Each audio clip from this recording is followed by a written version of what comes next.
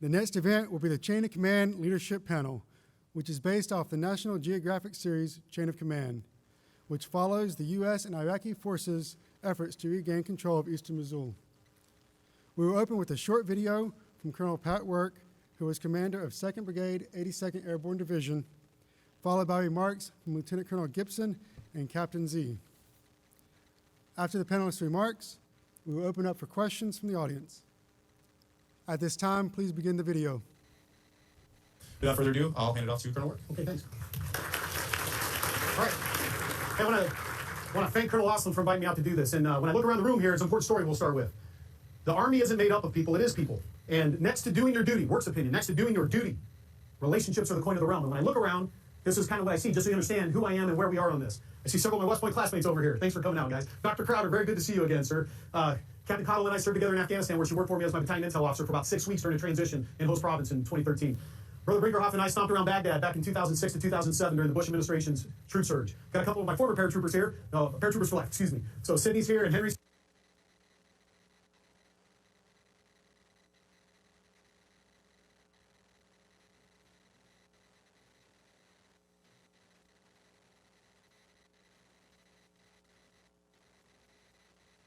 here, and they both served in the Falcon Brigade with us. As we work our way around, and then, Colonel Osland, Ranger buddy of mine, Tommy, people I've known for a very long time. Brother Donner back there that I met several years ago at a West Point function in Lehigh Valley, Founders. Without further ado, I'll hand it off to Colonel Work. Okay, thanks. All right. Hey, I want to thank Colonel Osland for inviting me out to do this. And when I look around the room here, it's an important story we'll start with. The Army isn't made up of people, it is people. And next to doing your duty, Work's opinion, next to doing your duty, relationships are the coin of the realm. And when I look around, this is kind of what I see, just so you understand who I am and where we are on this. I see several of my West Point classmates over here. Thanks for coming out, guys. Dr. Crowder, very good to see you again, sir. Captain Cottle and I served together in Afghanistan, where she worked for me as my battalion intel officer for about 6 weeks during a transition in Host Province in 2013. Brother Brinkerhoff and I stomped around Baghdad back in 2006 to 2007 during the Bush administration's troop surge. Got a couple of my former paratroopers here, paratroopers for life, excuse me. So Sydney's here and Henry's here, and they both served in the Falcon Brigade with us.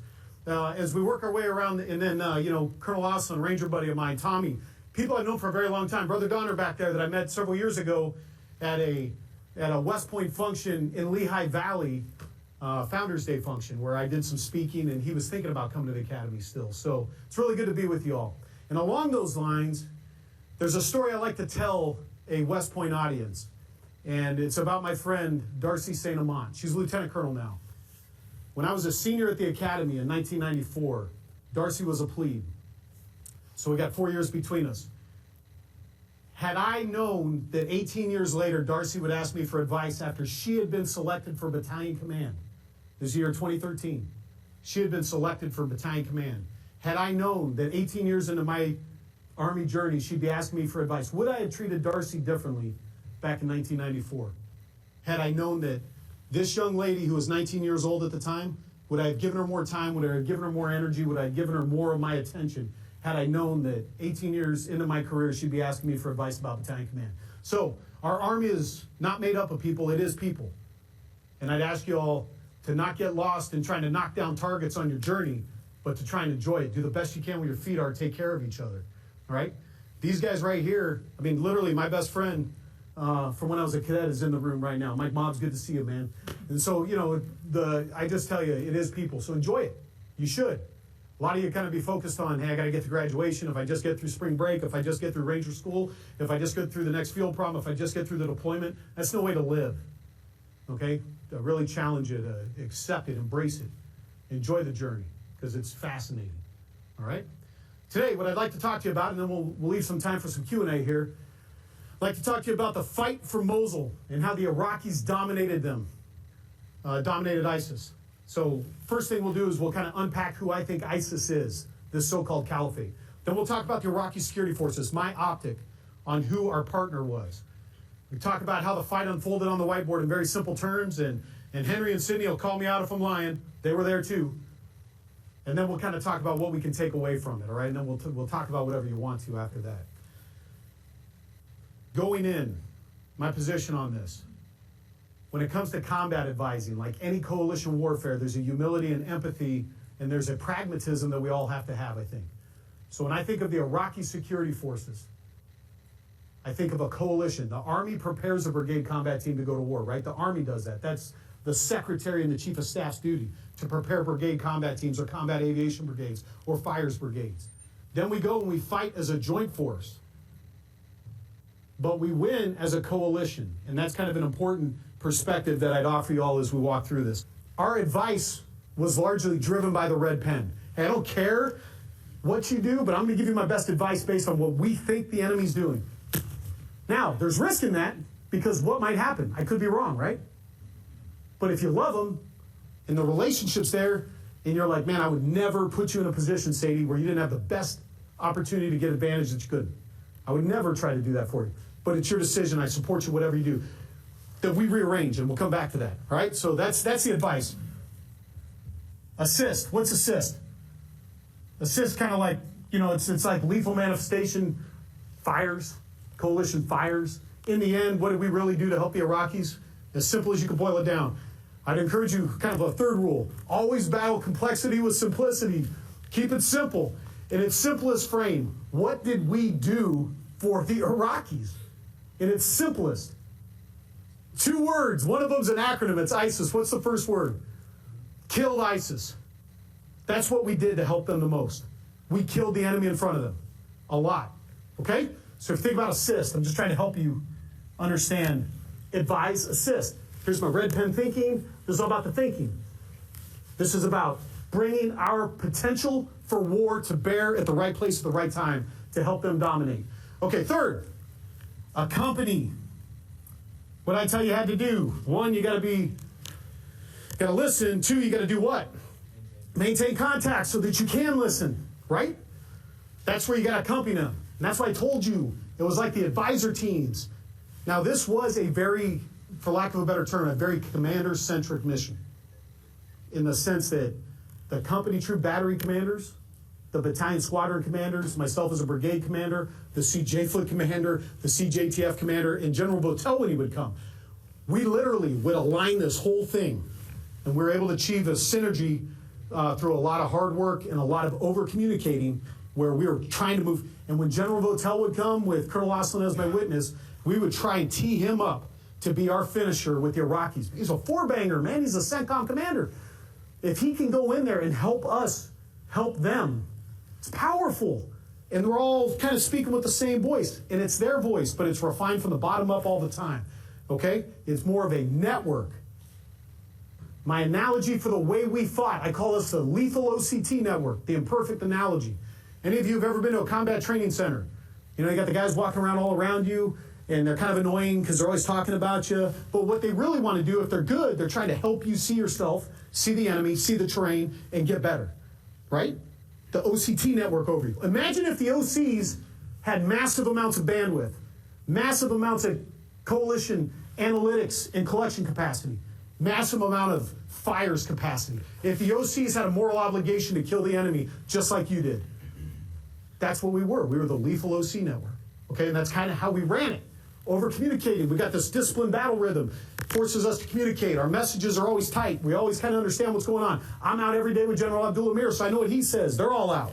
And we share every night. Disciplined battle rhythm. Once again, I told you, the Army's not made up of people. It is people. People have to interact. That's why a battle rhythm or an operating rhythm matters.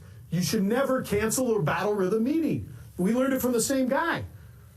This is how General McChrystal ran a worldwide global counterterrorism team on a disciplined battle rhythm, never canceling anything because the people got to interact. All right? That's what majors get paid to do. So we accompany. That gives us the shared understanding that we look for. All right, here's the next one. The next A, assurance. We already talked about the hard days. Okay, on the really hard days. On the really, really hard days. And what you can never replicate in training is the stress and the fear and the slaughter of combat. On the really hard days, we were with them. Sadie, I got your back. I'm bringing assets to bear. The Apaches are inbound. The bomber's going to be here in 12 minutes. I would call them. So you think of non-lethal contact? To me, it's a mobile phone call to somebody. Hey man, I'm coming to help you. Good, now he's gonna stay in the fight. Right? I would do it for you too. I'm coming to help you. I want you to win. Assurance. You have to assure the partner. Okay? Here's your 5th A. You gotta anticipate. So again, I call it all 6 A's of A&A. It's not advise assist. It's advise assist, accompany, assure. Next one, we're going to anticipate, because I'm always with you and I'm always listening. Now I can start to see, okay, we're starting to pull it together. ROC network is thinking faster than them now. All right? I'm anticipating. That's what majors get paid to do. And then finally, I'm agile. Our mantra in Falcon was they'll never have to wait for us. We would go on 50% of the information. If you read the way General Powell, when he was National Security Advisor to the President and when he was the Chairman of Joint Chiefs of Staff, he had a 40-70 rule, okay? And he would look at every decision and he would say, can I get by with 40% of the information to manage the risk on this decision, or do I need 70%? He would never wait for 100. He operated in the 40 to 70%. Do you understand what I'm saying? Some, I need more because it's too high risk if it goes wrong. I kind of lived in that sort of thing. They'll never have to wait for us. As soon as we start to see what they think they're going to do, and you guys know it, we would move people all over the place, all the time, building bases, moving artillery pieces, putting our teams in a position where they can help them win. All right? And so, if you kind of look at that construct and the fact that I'm going to boil down the fight for West Mosul for you real quickly. My team got there, and we took over on the 19th of January. Okay? At that point, the fight on the east side was kind of down to a sliver, and that's the first time CENTCOM commander came out, and Colonel Lawson, and we met up there in Northeast. And on that day alone, there were several Iraqis coming in, missing limbs. There was a lot of fighting still happening on the east side. They wrapped that up by the 1st of February. So here's the environment about a year ago. All 5 bridges across the Tigris have been knocked out by us, deliberately. We had knocked out at least one span on all 5 bridges. Additionally, on the west side was always harder. I told you that General Abdul Amir said no one lost more than the Moslawis in 2003.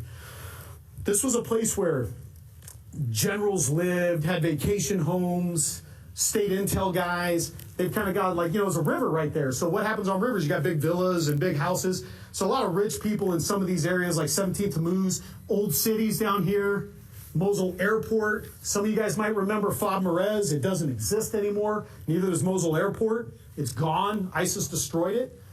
And the way this fight played out initially, because the way they don't start with the red pen, team. I told you that.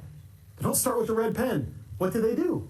They say, all right, you take a third, you take a third. I'm telling you, this is how the fight was happening from the 19th of February when they started on the west side until about the 1st of May. And it was a slaughter. It was a grind. It was a grind. You had one of them here. It was just federal police drew the shortest straw because they ended up right next to the river. So on one hand, they didn't have to protect their eastern flank, but on the other hand, they got to bump into the old city, which is bad because that's like where ISIS had its headquarters. You got the counterterrorism services that got 2 squadrons. You got the army out here kind of enveloping 9th Iraqi Army Division. And that's how it kind of played out from the 19th of February. Here's a couple instances just so you understand how violent the fighting was. On the 24th of February, the CTS down here on the south side hit swarms of 10 drone quadcopters dropping grenades on them. Okay? So swarms of 10 quadcopters coming out, like ISIS had an air force. All of them rigged to drop 40 millimeter grenades on them. And while it didn't kill a lot of them, it killed their courage. It made them afraid. It made them not want to move, right? So what do you coach? Hey, when you're not attacking, you got to defend, cover, camouflage, concealment. And then we had to do some things that I'll come back to in a little while about innovation to help them. Where we said, man, cover, camouflage, concealment, that ain't working. We got to do something fast. And we had some people solve some problems.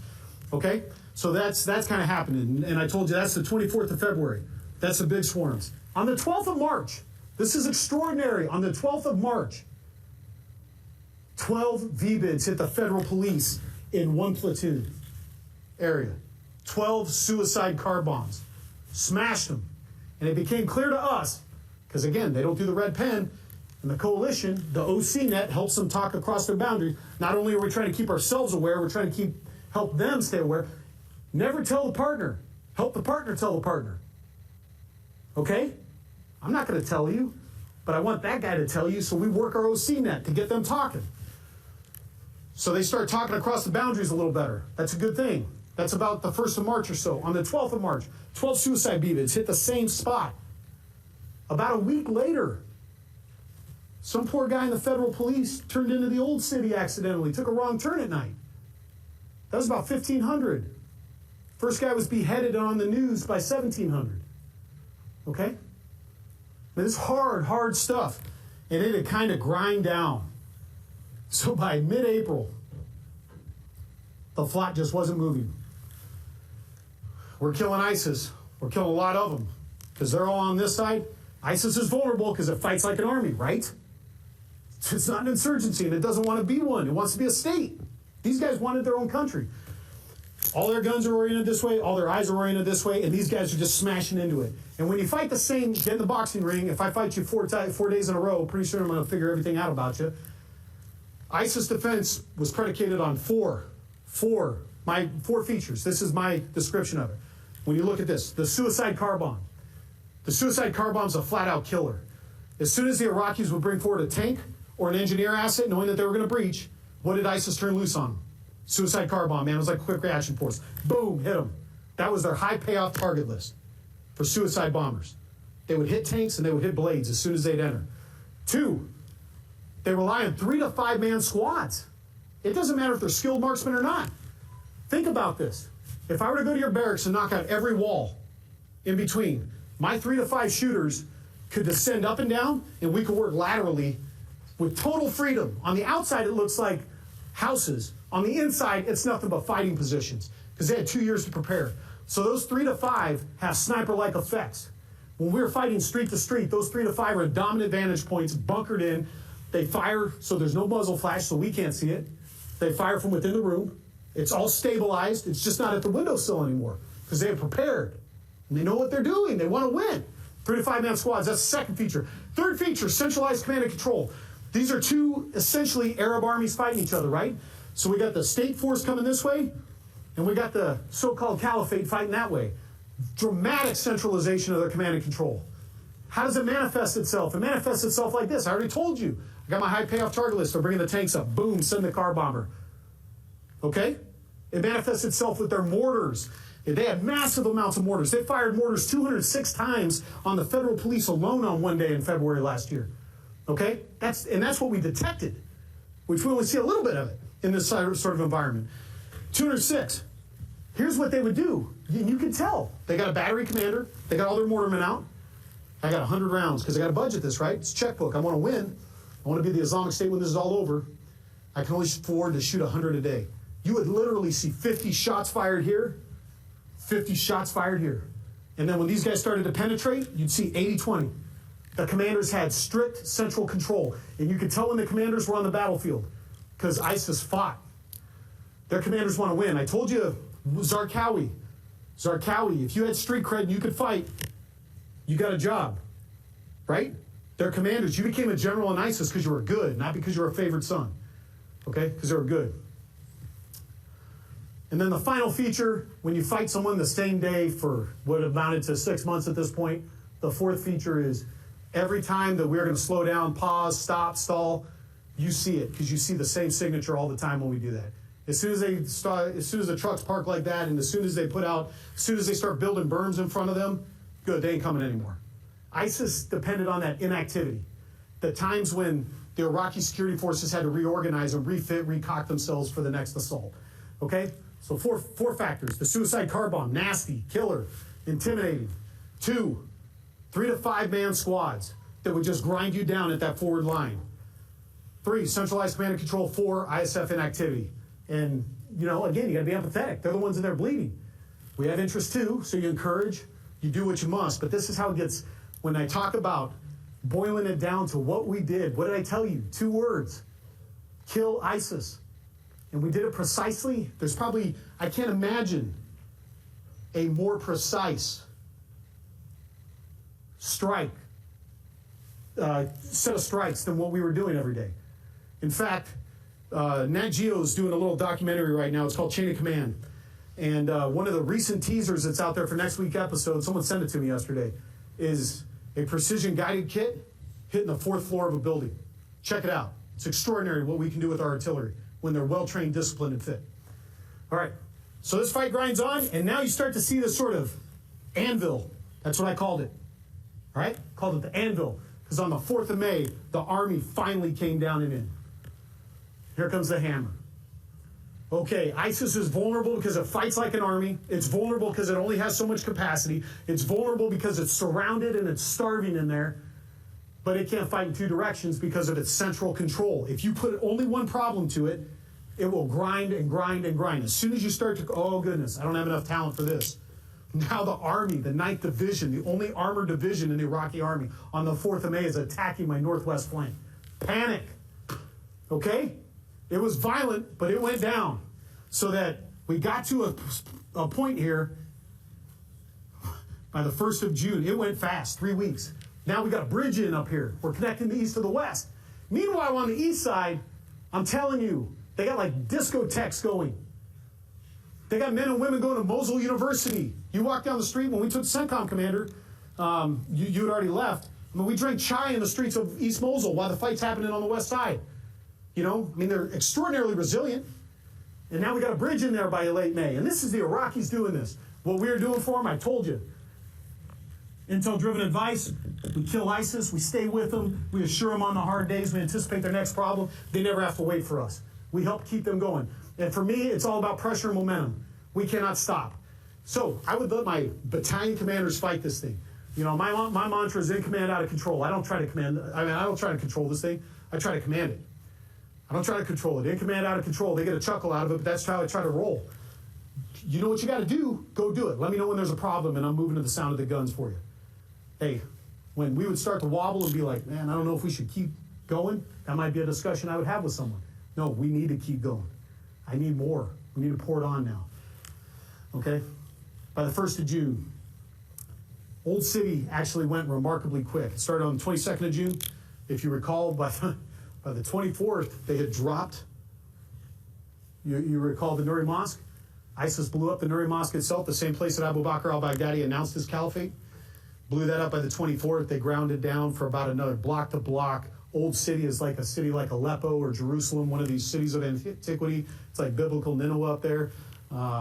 City that was raised, built over again, raised, built over, 4 dimensions, catacombs and everything. Nasty, nasty fighting. ISIS fighters to the death on the 16th of July. I told you, women leaving their kids to their deaths. The infirm fighting from wheelchairs. If ISIS is anything, it's an army.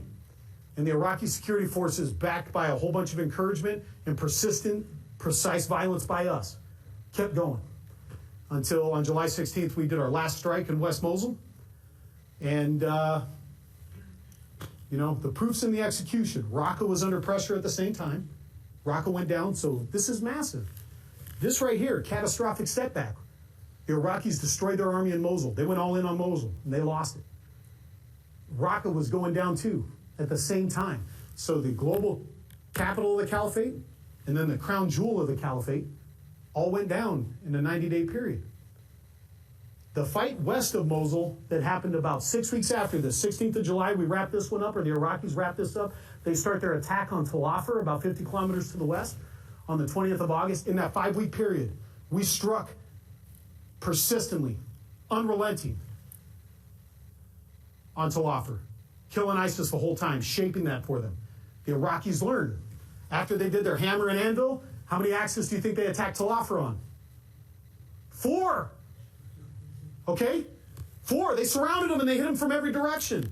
Do you think they started to learn to use the red pen? Do you think they started getting addicted to our intel?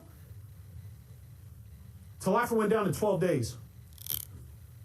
I attribute that to the pressure in Raqqa, the destruction of the army in Mosul, and 5 weeks of shaping, and then 4 axes of attack by the Iraqis. It went down in 12 days. They started on the 20th of August by the 1st of September. When I left, Brian Sullivan, our classmate, came in with 3rd Brigade, 10th Division. And we were starting to help them arrange. Again, you can't wait. The Iraqis ain't waiting. They put a stake in the ground. They said, we're going. We're going on the 15th of September. Oh gosh, we better get moving. 40-70. Manage the risk. Be agile. They shouldn't have to wait for us. We were putting everything in place in Hawija, so as soon as Brian's team took over, they started fighting Hawija. Hawija went down in like 10 days. Then they went all the way to the Syrian border. ISIS is on life support. Its army's destroyed.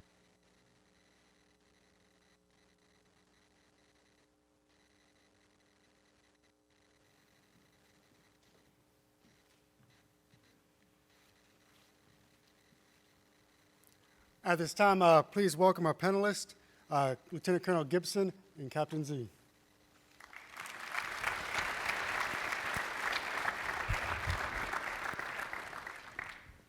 Hey team, good afternoon. I'm Dan Gibson. This is Mark Zwergdis. We both worked for Colonel Work when he was Falcon 6. Now you saw at the beginning how fast of a talker he was. We'll try not to talk quite that fast, but he actually thought that fast. It just didn't come out quite as fast as you saw there initially. We'll start off with some remarks, then we'll turn it over to your questions.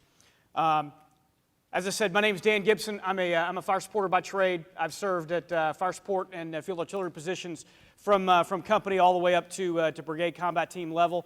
Most recently, I was Pat Work's fire support coordinator for 2nd Brigade 82nd.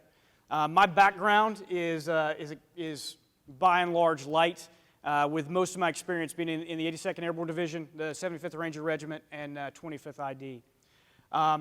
During the time frame that Pat Work was discussing there, the liberation of Western Mosul and the subsequent attack into Tel Afar, I was the commander of 2nd Battalion, 319th Airborne Field Artillery Regiment, the DS, the Direct Support Artillery Battalion for 2nd Brigade, and we supported the Iraqis in their efforts to liberate Western Mosul, the liberation of Tel Afar and the village of Afghani, and then set the conditions there, as you heard at the end, for the closure of the Hawija Gap as we transitioned from the fight from us to 3rd Brigade, 10th Mountain.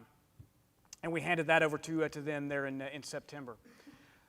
You heard a lot about the fight, how Colonel Work saw the fight in Mosul and northern Iraq in general.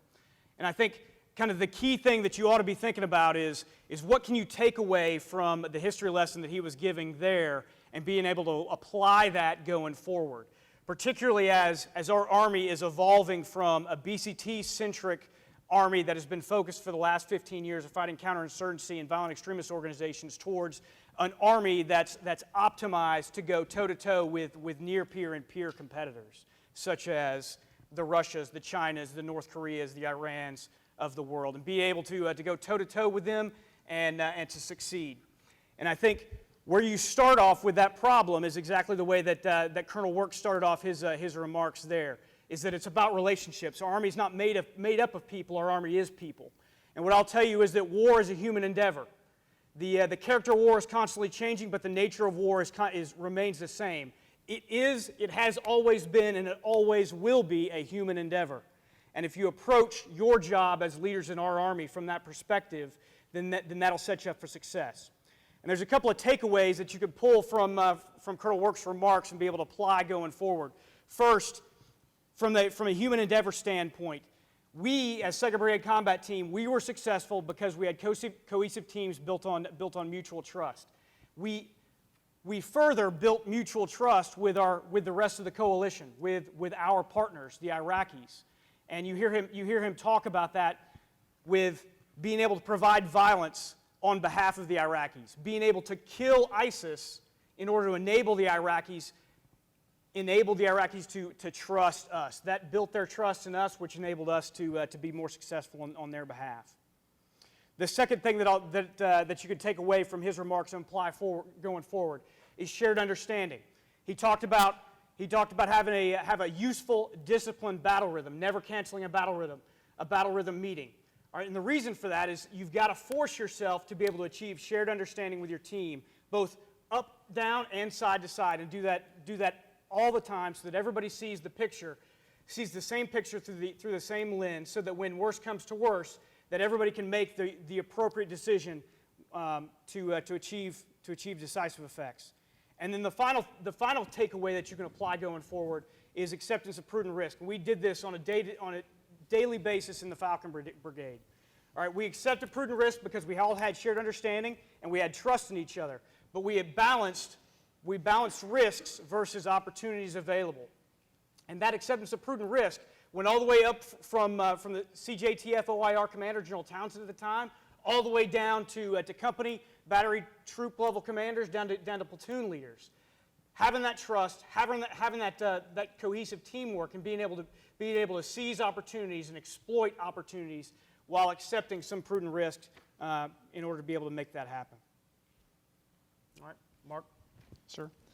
So I'm Captain Mark Zwergstus. I was the Alpha Company's 2nd Battalion Company Commander, and more specifically in relation to this video and our talk today, I was the lead advise and assist team member for the 37th Armored Brigade, part of the 9th Iraqi Armored Division.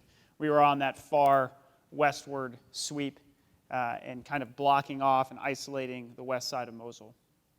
So as Colonel Work and Colonel Gibson have talked about, sort of large-scale things, I'm going to neck it down just a little bit and talk a little bit more specific on my experience and what you may experience as a tactical level leader in an environment like this. Right? And so I like to frame that discussion in the 8 forms of contact. Has anyone ever heard of that? Dino Cave? No? All right. So direct, indirect, non-hostile, right, are the first 3. Right? Direct fire, we took direct fire, and our Iraqi partners took direct fire from anything from AK-47 up to 23 millimeter. Right? You can expect large caliber weapon systems. Indirect fire, your normal mortars, artillery, up through Egyptian scatterable cluster bomb munitions, one of them used on one of my platoons. You, as a platoon leader, will have to think about that. Non-hostile, how do we get civilians off the battlefield? How do we ensure that they're not being used as reconnaissance for the enemy? Next, we go into obstacles and CBRNE. ISIS wanted to fight like a state. ISIS was a peer-to-peer threat with the Iraqi security forces, and they fought that way. Right? And this is going to give us lessons learned for our future conflicts if we are fighting a peer-to-peer threat. So they put in linear obstacle belts. That affected logistics. That affected actual tactical operations at our level. They made homemade chemical munitions using homemade mustard, chlorine, and Q West, an airfield south of Mosul, was under pro-masked MOP level 4 for sulfur burns for about 2 months. Aerial. Right? Drones. We've always thought that we hold air superiority, and I believe that we will, but we did not have air superiority under 500 feet. Right? The ability for an enemy to use a small commercial off-the-shelf drone to gain and maintain visual contact on your position, right, is something that you have to think about as you're being the warfighter. Visual, right? Understanding, as Colonel Work talked about, how crazy intricate that urban environment is. Being able to move up, down, across, through buildings, subterranean, right? If you gain visual contact, it does not mean that it will remain there, right? And it's sometimes hard to decipher which building, which room, which area is that enemy combatant. And then lastly, the E in Dino Cave is electronic warfare. Right? Spectrum management. We are not the only ones with radios. Everybody was using them. And being able to cross that spectrum management, you have elements that you don't control. ISIS used GPS jammers. ISIS used normal jammers. And again, this is not a Russian threat. So if this sort of non-peer enemy is able to use these weapon systems, we have to know that a peer-to-peer enemy will be using these weapon systems. And lastly, I'd like to talk a little bit about social media. So you guys had a whole day on with Dr. Singer on social media, right? Yes? No? All right. So I'm a victim, all right? ISIS took photos from a DoD website of me meeting with Iraqis and posted them on their Twitter saying, hey, here's an American crusader that's here in Iraq right now in this fight. Right? Those were photos that were posted by the Department of Defense as part of a news release. So the capability to pull things off of all domains that affect the tactical level are things that you're going to have to think about. Like I said, the key takeaway through all levels of this, Colonel Work, Colonel Gibson, and I believe myself, is that this was a peer-to-peer fight for ISF and ISIS. Right? And some of the lessons that we learned, helping them, assisting them, advising them in their fight, are lessons that will apply when we have to do this in urban combat as well. So, now all that being said, short, hopefully sweet, we want to let you guys ask some questions. At this time, open it up to the floor. Hello, sir. Cadet Leach, University of North Carolina, Chapel Hill. I was wondering, how do y'all manage using overwhelming fires in an urban environment while trying to balance the desire to destroy ISIS positions, also trying to maintain the city as a viable or meaningful objective to take? Whenever we employed fires, it was on behalf and it was at the request of the Iraqi security forces. We never fired a single round. We never engaged a single target that wasn't originally either requested by the Iraqi security forces, or we at least had a dialogue with them to ensure that they concurred with the engagement of that target. Ultimately, it was their city. It was their objective. We were enabling them to be able to do it. And more often than not, they were coming to us saying, "Yes, you need to strike that target." And there were times when the circumstances were such that it wasn't within our rules of engagement to be able to do so. So we had to balance that with the desire to be able to engage. But ultimately, it came down to killing ISIS. It came down to defeating the enemy on behalf of the Iraqi security forces, and the Iraqis, by and large, wanted us to do that for them. And one thing I'd like to add, for you as a tactical leader, especially if you're in the combat arms, right, understanding your profession is key, right? Me as a tactical leader, I understand the difference between a delay fuse, an impact fuse, the size of the munition, what that munition is going to do when it hits, that type of structure. So you can mitigate some of those effects, and Colonel Work talked about it in that video, and if you watched the chain of command video, you watch us put 4 155 precision-guided munitions from Colonel Gibson's battalion on call from my company into the 4th story of a building. Those were on delay fuse. We used those instead of a different munition, so we would punch through the top floor and only explode in the second or in the very top floor. Going back to the discussion on advising the Iraqis, we had to provide our best military advice, and then knowing your profession, knowing the technical aspects of what you're being asked to do is part of providing that best military advice. But then as you take this experience and you transpose it to something that we're all going to end up thinking about here sooner rather than later, is large-scale combat operations. For instance, if we end up fighting in the city of Seoul, it's not going to be from a tactical perspective very different for them than fighting in the city of Mosul. You're going to have a lot of the same problems. So then it's going to boil down to really an ethical decision-making tree of can I, should I, must I? Can I? Does the rule engagement allow me to? Does the coalition allow me to? Do my partners allow me to? Yes. Should I? Well, I don't know. Maybe that's the discussion. Must I? If I don't do this, then what happens? Does ISIS win? Do I lose the trust of my partners? How far does this set us back? Does my partner take significant losses that then in turn sets us back? All that goes into the calculus that builds on the discussion. Good question.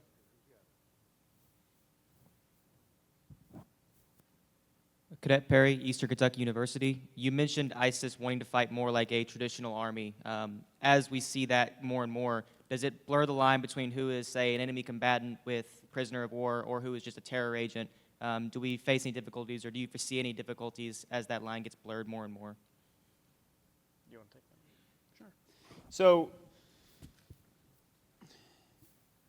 they themselves were a self-declared sort of caliphate, themselves a self-declared state, which, yes, it affects the laws of armed conflict and affects the Geneva Conventions, and I don't want to get into that discussion here, right? But in some ways, their desire to fight as an organized force on a linear battlefield, right, allows more effective targeting because they self-identified as combatants, right?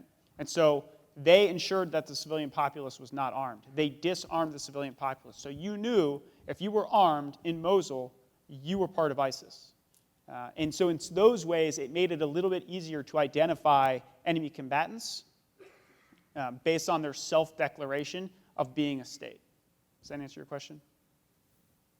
Yeah, just to add on to that too, that in this particular scenario, it was a little bit more cut and dry than, you know, if you backed off and thought about Mosul in 2008 or Mosul in 2006, where there really was no clear delineation at the surface level of who the insurgents were versus who the civilians were. In Mosul, it was fairly cut and dry, but you still had to default to your ethical framework of, okay, I've got to make a decision on whether or not I'm going to engage this target, engage this person, and then what are the consequences of if I make the decision to do that engagement. ISIS very, very adroitly used information warfare against us. They knew what we were doing, you know, from a conceptual standpoint. They knew that the trust of the Iraqis depended on our ability to engage targets precisely, but also engage targets rapidly on their behalf. So they would oftentimes use that against us. And going back to the 20th of January, there was an instance where coalition forces, not us per se, not 2nd Brigade Combat Team per se, but coalition forces dropped a JDAM onto an ISIS fighting position. ISIS, prior to that, had calculated that we were going to strike that building, so had put civilians into the basement of that building. I think it was somewhere between 180, 200 civilians into the basement of that building, knowing that our intel was going to lead us to strike. We, collectively, the coalition, was going to lead us to strike that building.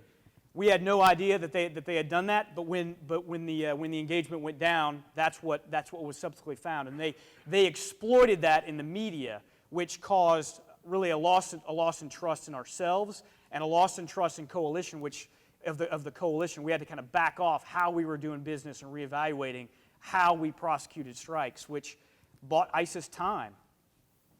So it's something that you're going to have to deal with. There's no easy answer to it.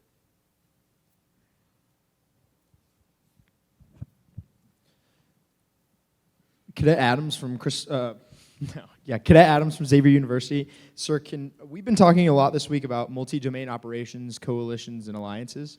Can you speak about the effects of that at the tactical level, specifically at the battery, company, and platoon levels? At the battalion level and above, we were very coalition centric. As the coalition evolved towards the end of our deployment, my battalion consisted of a battery of my own 777s that I brought with me from Fort Bragg, North Carolina, a platoon plus of Paladins that had been attached to me from the 1st Cavalry Division, and a battery of Caesar French cannons that had been provided to me reinforcing. So my own task force was multinational at the battalion level. But the first member of the coalition was always the Iraqis. So everything we did was in conjunction with the Iraqis, was in support of the Iraqis, and was often a direct result of what they were asking for, or how they saw their needs going forward. You want to talk at the company level below? So at my level, my partner, my Iraqi counterpart, was an Iraqi colonel or brigadier general, right? So here's Captain Z, right? Hey, sir, here's what I think you should do, right? That's a difficult conversation to have sometimes, right? You know, he'd been doing it for about 25 years. He'd been doing the Army thing for 25 years, and here's me, an 8-year, captain, trying to say, sir, I think you should do it this way. So that's a delicate sort of conversation. That's a delicate touch you have to have. But ultimately, if you do it right, there's mutual trust built up there. And so after the Iraqis, you also, in this case, I had to be able to deal with SAS, French SOF, Belgian SOF, other joint partners from across the U.S. forces, so SEALs or Air Force JTACs. Right? So you're working at the company level, even at that level, you're working in an environment where you have multinational, right, joint relationships, and understanding them, what their objectives are, or being able to have frank conversations and build that trust is key at any level, regardless of company, battery, all the way up through higher echelons of command. Yeah, ADRP 622 says that trust is built and that it takes time. And as you heard Colonel Work say, we train as an army, we deploy as a joint force, and we fight as a coalition. So odds are, whatever the next fight is, whether it's in Central Europe or whether it's in the Indo-Asia Pacific or what have you, or even in Africa, wherever the next fight is, we're going to go there as a coalition. And odds are you're going to meet on the battlefield teammates that you've never fought with before, that you've never trained with, and you might not even speak their language. So when it comes down to that, it's worth putting some thought into ahead of time. How are you going to build that trust so that you're successful in the end? Perfect example. I had a French special operations team come out, want to work in my area. So they came out, we sat down, had a conversation. I don't speak French. His English wasn't great, but we worked through it, right? So we worked through, and he ended up supporting my operations. I ended up supporting his operations, right? But I had to come to that table with an understanding that I'm coming out of this with trust to forward the mission. And part of that is understanding that the team you support is bigger than the team you're on. You know, in your line of work, you know, you're probably going to be a platoon leader or something similar to that. So you're going to deploy with your team, you know, your platoon or your company battery troop. But you've got to understand that your team supports the bigger team, and that bigger team might include members of a coalition, you know, that you've never met before. So how are you going to build the trust? And you've got to engage. You've got to be very aggressive in that, going out to work towards building that trust. If you let them come to you, you're going to lose the initiative. It's going to take more time than is necessary, and you're not going to be as effective as you could be if you're more aggressive early on.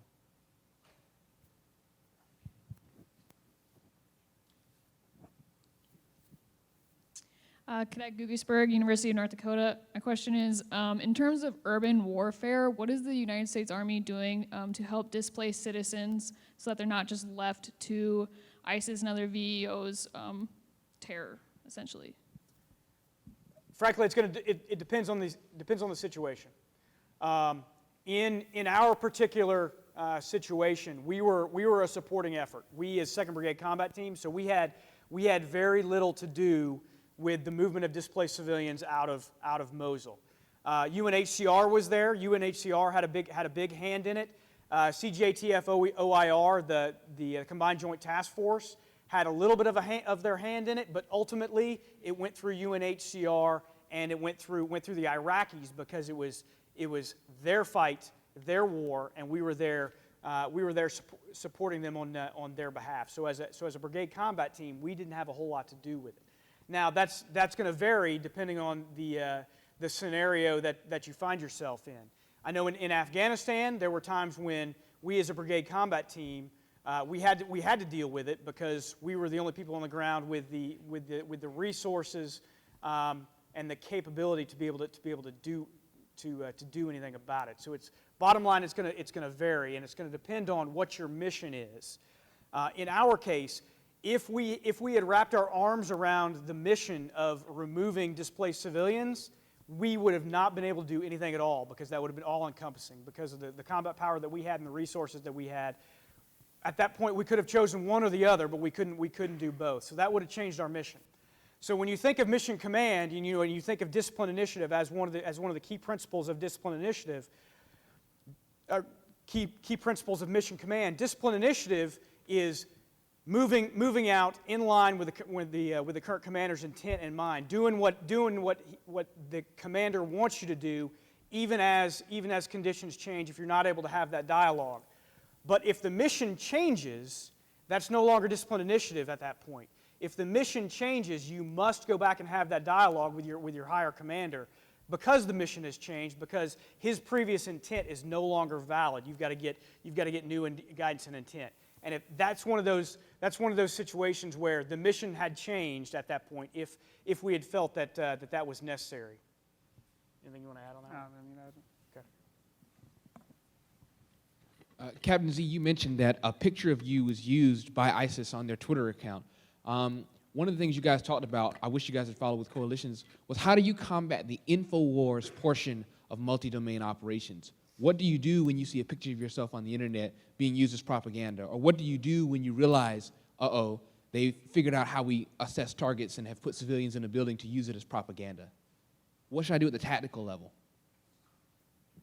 So the short answer is, as a infantry company commander in that fight was my job, right? So I was actually told by other resources who monitor and assess threats on that, hey, just so you know, this happened.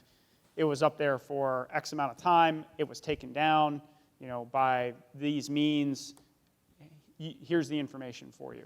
So at the tactical level, right, what you can do is you can secure yourself, right? You can talk to your soldiers so that they understand, hey, one of the conversations I had was, you can take every picture you want. I don't care what you take a picture of as long as it doesn't say secret on it, right? But nothing gets posted until you are outside of this country, right? That was my big thing, was I don't want you to take a picture of our location. It's geotagged, right? You post it to Facebook. Someone can pull up that geotag, and now they have grid coordinates to RCP, right?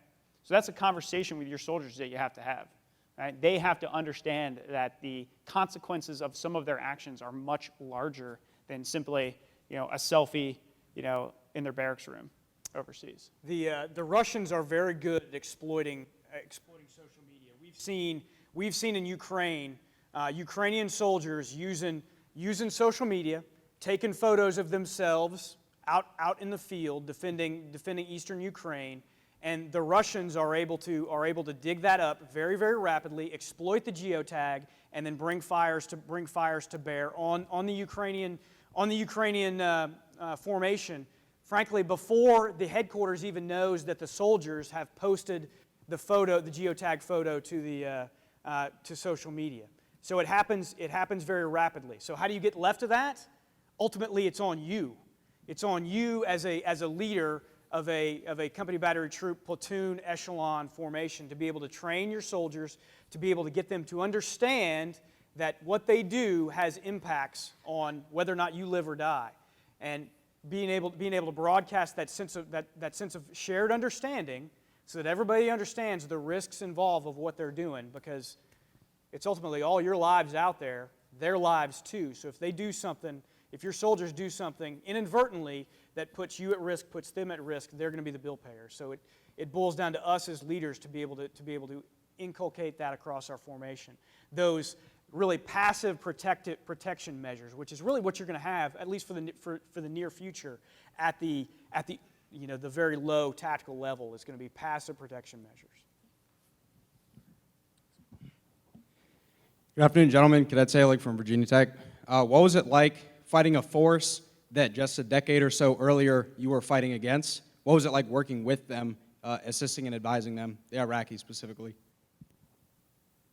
So I think you're saying is, what's it like to advise the Iraqi security forces when, let's say in 2003 or 1991, they were our enemies? Okay. I can give a specific example. Yeah, if you get specific one, I can talk to generalities. Yeah, so Lieutenant General Qassem, who was the 9th IA division commander, and Colonel or Brigadier General Sarduk, who was my direct partner. So they were both in Desert Storm and the invasion. And General Qassem and I had a very frank discussion about how he was a tank platoon leader in Desert Storm.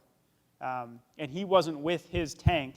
He was like away from, his unit wasn't on the readiness status or whatever when his higher echelon went out to fight the Americans and was completely destroyed. Right? So, man, talk about an awkward situation, right? But you have to have those frank discussions, because it's not like sweeping something under the rug like that will make it better, right? You got to connect as a person, talk as an individual. Right? Again, we've been saying this, build trust. Do you build trust by ignoring things? Yes or no? No, right? So you got to have that conversation. Same thing with Colonel Sarduk, right? Colonel Sarduk, my partner, he was a tank company commander in the invasion. And we talked about how that was and how that was for him, right? Had a frank conversation, right? But I'm providing him help, and I am talking to him, as a superior in his case, right? At the very least a peer, right? And building that trust. So you can overcome anything. And it's not like that's an amazingly different situation, right? Look at Germany right after World War II. 5 years later, West Germany is an ally of the United States in the Cold War. It happens all the time.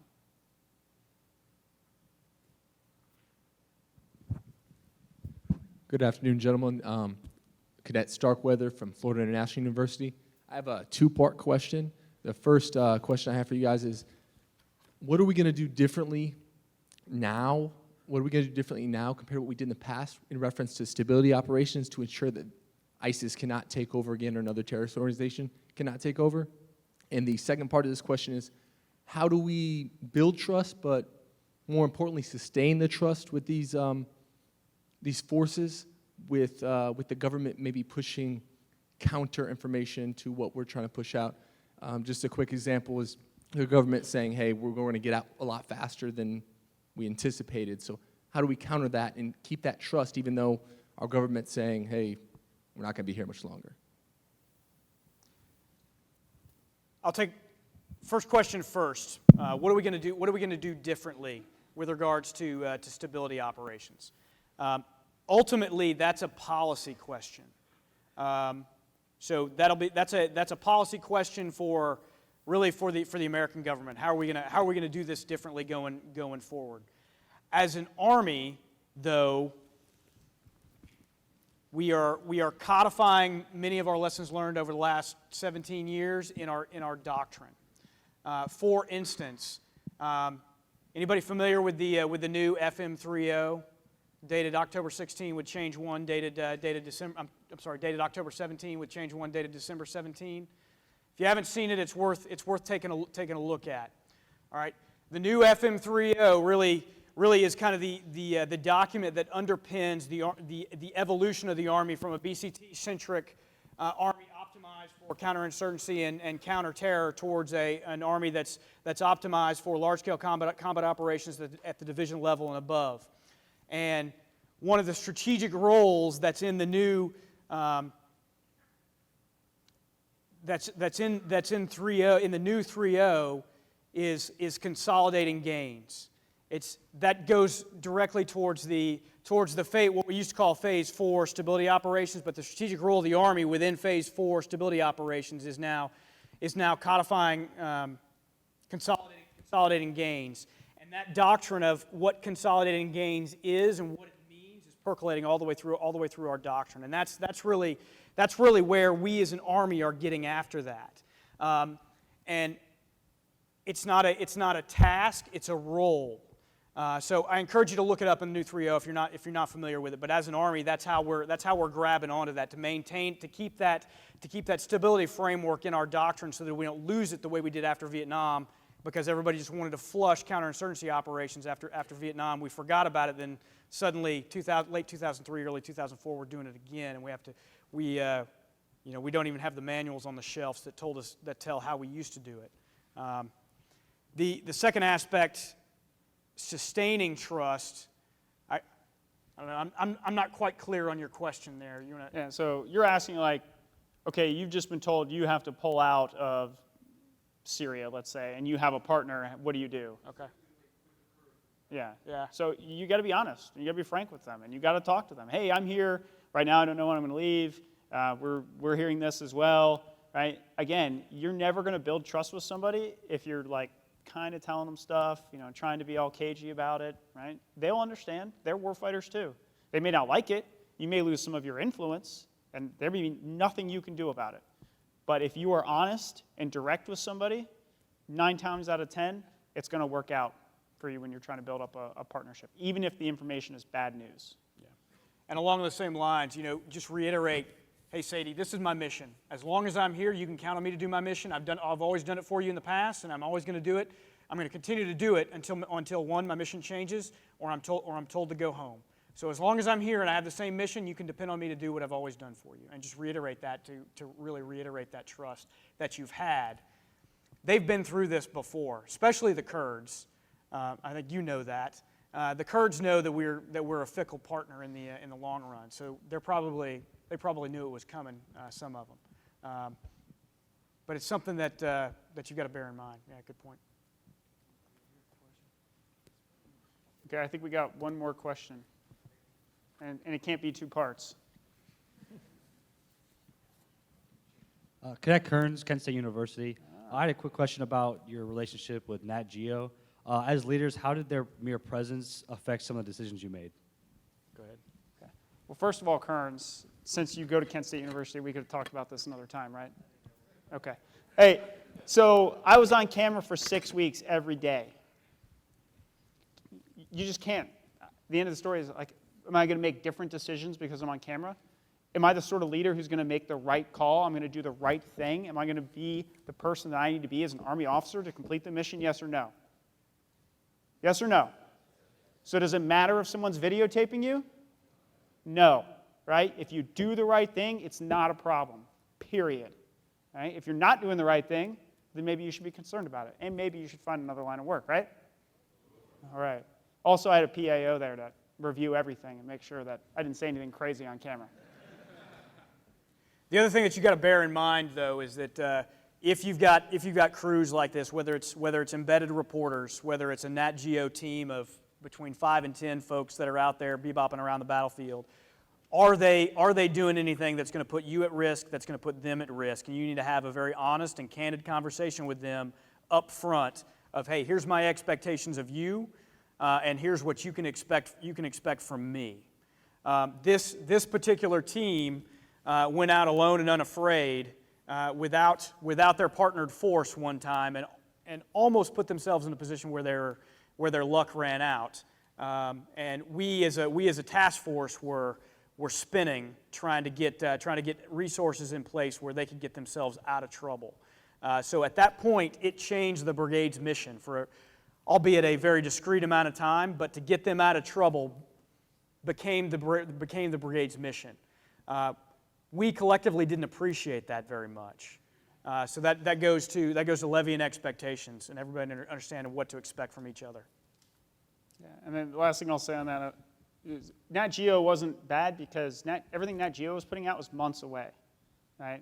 But when we had Time come out or we had Wall Street Journal come out, that's a much different sort of relationship. And just like Colonel Gibson said, is understanding and talking to somebody who knows, like PAO, a commander higher than you, hey, what am I allowed to talk about? What should I avoid? What are they allowed to see? What are they not allowed to see? Right? It's something that you need to have a conversation before you engage that sort of organization. Or is that our last question? Hey, let me just close up with a couple of things real quick. As a former battalion commander, I just want to offer you a couple of thoughts as lieutenants coming into an organization. All right. The first thing the overarching theme that I will offer you as a new lieutenant going into a battalion is be aggressive. Go in and be aggressive. Be aggressive in your fitness, be aggressive in your competence, and be aggressive in your leadership. All right? Fitness, competence, and leadership. All right, your fitness. All right, come in fit. There is no substitute for fitness right off the day one. All right, and that's something that leaders at echelon expect new lieutenants to be able to be fit. All right, but be functionally fit. Okay. If you can go out and run 10 miles in 56 minutes, that's great. But if you can't keep up with me over broken terrain carrying a fighting load, then you don't do me any good. All right, so come in being functionally fit to do your job, whatever that is. All right? Okay. Be aggressive in your competence. I know, all the leaders in our organizations know that as a new lieutenant coming in, you're not going to know much. You may not know hardly anything at all, right? But we as leaders in the formation know that, okay? But what you owe us is you owe us aggressiveness, intellectual aggressiveness, going out and figuring out what you don't know and then finding the answers to what you don't know or finding people to help you get competent, okay? And do that as rapidly and expeditiously as possible, all right? And then finally, be aggressive in your leadership, all right? Engage your soldiers. Know your soldiers. There's no substitute there's no substitute for engagement. All right. One of the mantras in the Falcon Brigade was an NCO in every barracks room every day. All right. The only way we can take care of our soldiers, the only way we can know what our soldiers are up to, is if we're engaging with them on a daily, if not hourly, basis. All right. So as the bottom line in our formations, lieutenants are expected to be able to do that, to be aggressive, to go out and engage with their soldiers. Engage with your leaders, all right? Whether that's your immediate hire or your higher leaders at echelon, company commander, company battery troop commanders, battalion commanders, so on and so forth. All right, go out and engage with them. Don't be the kind of leader who hangs in the background. Be aggressive. Go out and engage with your leaders. And finally, take care of our soldiers. All right, the Chief of Staff of the Army's laid out 3 priorities. Number 3 is take care of our soldiers. All right, you are the echelon where that happens. As you heard Falcon 6 Colonel Work talk about, I'm in command but out of control. Even at the battalion level, there's a modicum of being in command but out of control. All right, but not with you. Not at the lieutenant platoon leader level. You guys are where the rubber meets the road.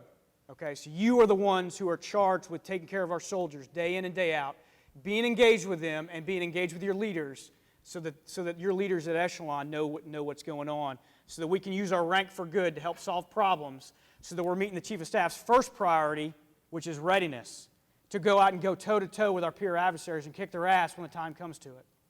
Cool? All right. All right, please join me in thanking the panel.